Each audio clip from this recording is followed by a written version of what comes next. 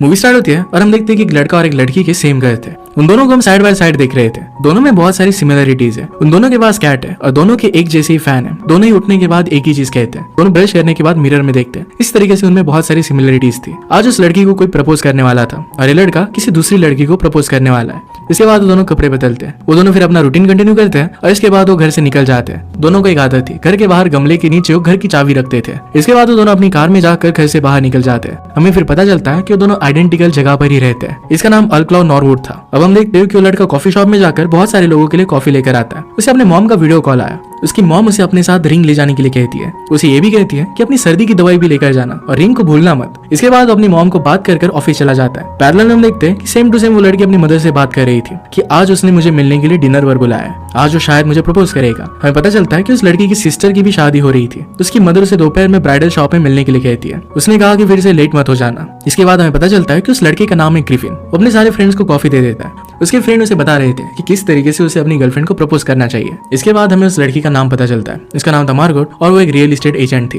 वो अपनी ऑफिस में उसकी फ्रेंड से बात कर रही थी। इसे अपनी बहन की ड्रेस सिलेक्शन में दोपहर पर जाना पड़ेगा। आज शाम उसकी डेट है। इसके बाद हम देखते हैं कि अपनी मदर और सिस्टर के साथ वो ड्रेस ट्रायल दे रही थी। यहाँ पर उसके सिस्टर के साथ उसका झगड़ा हो जाता है। उसकी सिस्टर से कहती है कि जिस डेट के बारे में तुम कह रही हो, वो दोनों फिर और भी ज्यादा झगड़ने लग गए। सिस्टर ने कहा कि तुम मेरी वेडिंग में मत आना। मदर ये देख रही थी और उन दोनों में सुलह कर देती है। इसके बाद हम ग्रिफिन को देखते हैं। वो रिंग लेने के लिए ज्वेलर के पास आया था। सरप्राइजिंगली उसकी मदर भी वहीं पर पहुंच जाती है। वहां के एम्प्लॉय से अलग अलग सुंदर बॉक्स देने के लिए कहती है, पर उनके पास वो बॉक्स नहीं थे। इसके बाद मॉम ग्रिफिन से उसके प्रपोजल को रिपीट करवाती है। पहले तो ग्रिफिन मना करता है, पर मदर को कौन टाल सकता है, तो फिर वो बोल देता है। सब उसे अप्रिशिएट करते हैं। इसके बाद हम उन दोनों को रेस्टोरेंट में देखते हैं। हमें ऐसा लगता है कि वो दोनों एक दूसरे से बात कर रहे हैं, पर वो किसी और के साथ है। वो दोनों अपने अपने पार्टनर से उन्होंने पूरे दिन में क्या किया इसके बारे में बात कर रहे थे। वहां की वेटर किसी को देखकर चौंक जाती है। एक्चुअल में वो चौंकी थी ग्रिफिन की गर्लफ्रेंड को देखकर।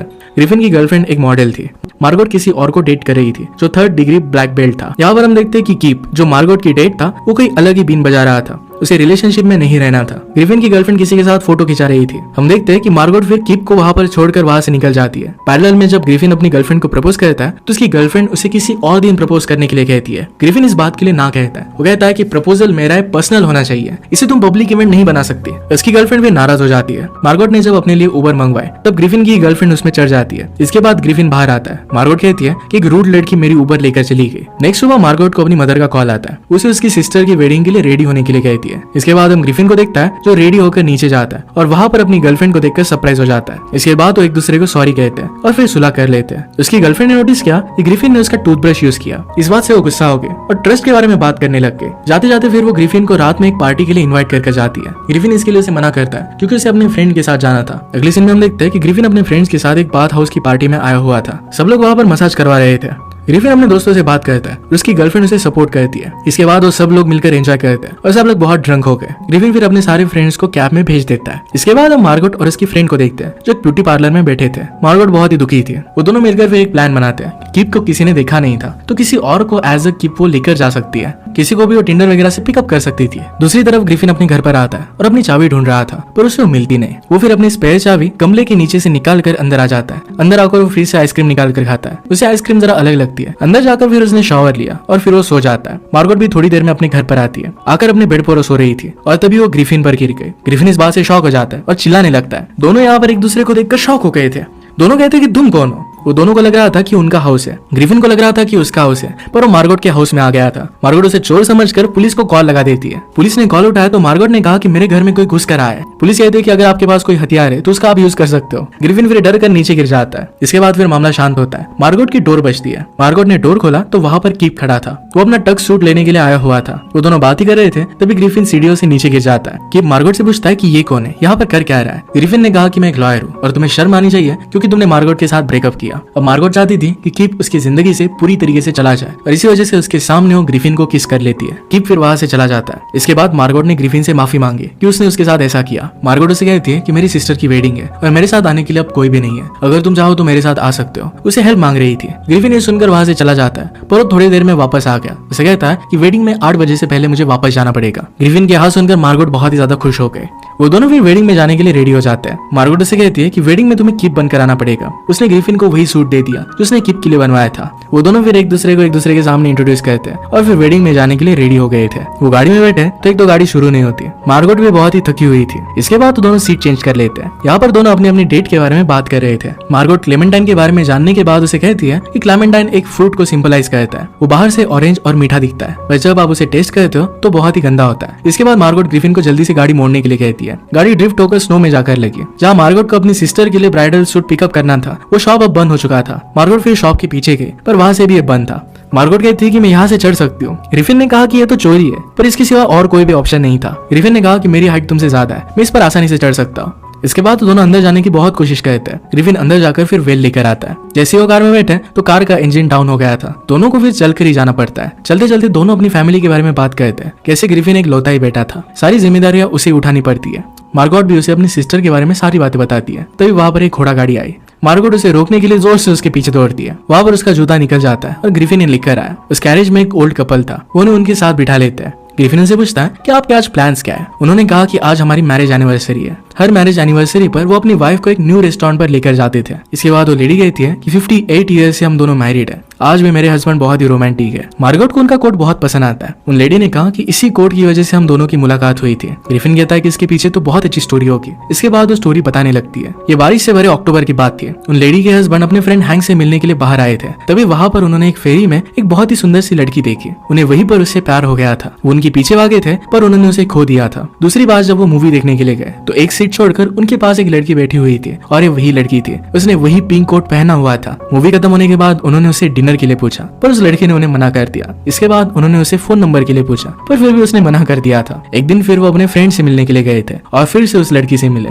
उसी के बाद से उन दोनों की रिलेशनशिप की शुरुआत हुई थी। थोड़ी देर उन्होंने बात की और लेडी कहती है कि हमें लेने के लिए हमारा बेटा आने वाला है। उनकी डेस्टिनेशन अब आ गई थी और मार्गोट को अपना कोट वो दे देती है। वो कहती है कि तुम्हें वेडिंग में ये कोट पहनना चाहिए। मार्गोट कहती है कि आपका ये लकी कोट है। उन लेडी ने कहा कि अगर यूनिवर्स आपको कोई चीज दे तो आप बहुत ही लकी हो। ये सारी किस्मत होती है, आपको वो चीज ठुकरानी नहीं चाहिए। ये बात सुनने के बाद ग्रिफिन वहाँ के रेस्टोरेंट के गार्ड को अपना क्रेडिट कार्ड दे देता है। कहता है कि इनका सारा बिल इस पर चार्ज कर लेना, कल सुबह आकर मैं इसे लेकर जाऊंगा। इसके बाद कैरेज में बैठकर वो चले जाते हैं। जब डेस्टिनेशन आती है तो मार्गोट भागकर अंदर चली जाती है। वो अपनी सिस्टर को वेल पहनाती है। सिस्टर ने कहा कि तुम्हारे जूते गंदे, इसे बदल कर लाओ। जब उसकी मॉम ने उसे पूछा कि क्या किप भी यहाँ पर आया, तो इसके लिए वो हाँ कहती है। तो यहाँ पर ग्रिफिन किप बनकर सबसे घुल मिल जाता है। मार्गोट की मदर आकर ग्रिफिन से बात करने वाली थी, तभी मार्गोट के फ्रेंड को लगता है कि वही किप है जिसने मार्गोट के साथ ब्रेकअप किया है और इसी वजह से उसे थप्पड़ मार देती है। फ्रेंड ने कहा कि तुम्हें ऐसा नहीं करना चाहिए था, उसे पता नहीं था कि ये किप नहीं है। मार्गोट उसे दूर से निशाने करती है और फ्रेंड को पता चलता है कि किप नहीं है। तब तक सबको शक चला गया था क्योंकि फ्रेंड ने ब्रेकअप की बात कर ली थी। वो एक्सप्लेन करते कि मिसअंडरस्टैंडिंग थी और इसके बाद वेडिंग स्टार्ट होती है। मार्गोट के सिस्टर को उसके फादर लेकर जा रहे थे, पर बीच में लाइट चली गई। पूरे लाइट सिस्टम का बैकअप भी चला गया था। अब लाइट कब आएंगे ये पता नहीं था। ग्रिफिन को फिर एक आइडिया आता है। ऑरेंजेस को काटकर उनमें ऑलिव ऑयल डालकर मॉप की रस्सियों को भिगाकर उनसे वो दिए जलाता है। यही करने में सब लोग लग जाते हैं और थोड़ी देर में हर जगह पर उजाला हो गया था। इसके बाद उसकी सिस्टर की वेडिंग बहुत ही अच्छे से हो जाती है। जब वो किस कर रहे थे उसी मोमेंट पर लाइट वापस आ गया। इसके बाद सब लोग डांस करते हैं। ग्रिफिन के यहाँ से जाने का टाइम आ गया था। वो ड्रिंक लेने के लिए जा रहा था तभी वहां पर वर्निका आ जाती है। वो ग्रिफिन को कहते कि मुझे पता है कि तुम कौन हो। ग्रिफिन कहता है कि यहाँ पर जो भी हो रहा है ये बात हम दोनों के बीच में रहने दो। ग्रिफिन को वहां के रिलेटिव्स जाने से मना कर देते हैं। वो वहीं पर रुकते हैं। उसे क्लेमेंटाइन का कॉल आता है और उसे बात करने लगता है। वो कहता है कि मेरे फ्रेंड को एक इमरजेंसी है और इसी वजह से मुझे वेडिंग अटेंड करनी पड़ेगी। सब लोग फिर ग्रिफिन को फोटोशूट के लिए बुलाते हैं। उन सबका बहुत ही अच्छा फोटोशूट हुआ। ग्रूम एक स्पीच देता है। ग्रूम कहता है कि मैं मेरी वाइफ से फूड पॉइजनिंग की वजह से मिला था। उसे फूड पॉइजनिंग हुई थी और फिर वो हॉस्पिटल चला गया। वहाँ जो नर्स उसका ख्याल रख रही थी वही आज उसकी वाइफ है। इस बात पर सब लोग उसे चेयर कहते हैं। इसके बाद सब लोग ग्रिफिन को स्पीच देने के लिए कहते हैं। ग्रिफिन फिर वो किस तरीके से मार्गोट से मिला इसकी एक फेक स्टोरी बना देता है। ये सब लोगों को कहानी बहुत पसंद आई। सब लोग फिर मिलकर डांस कर रहे थे। तभी उसी मोमेंट पर वहाँ पर रियल कीप आ जाता है। सब कुछ फिर डिस्ट्रॉय होने लग गया। थोड़ी देर में ग्रिफिन और रियल कीप के बीच में फाइट होने लगती है। कीप गुस्सा था क्योंकि ग्रिफिन ने उसका टक्सीडो पहना था।